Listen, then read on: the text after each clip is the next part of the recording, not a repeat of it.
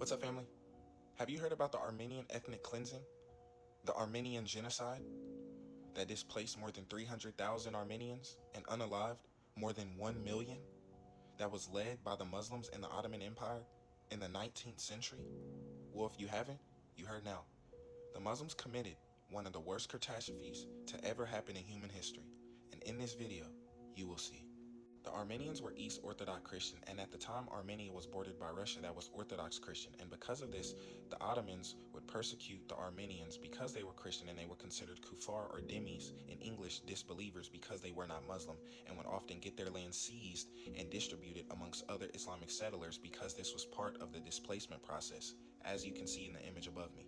We can take, for example, the city of Sasson in Anatolia. Armenians would be thriving. They had many small businesses, colleges, etc., even churches. But in 1890, the Ottoman Muslims raided Sasson in Anatolia, unaliving more than 30,000 innocent Armenians.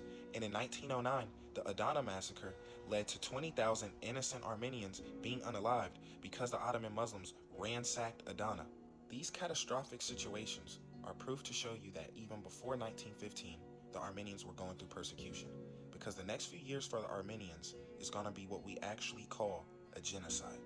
In 1913, the rise of the Cup Union, led by Muhammad Talat, wanted the full Turkification of the Ottoman Empire, meaning he wanted to fully expel the Armenians.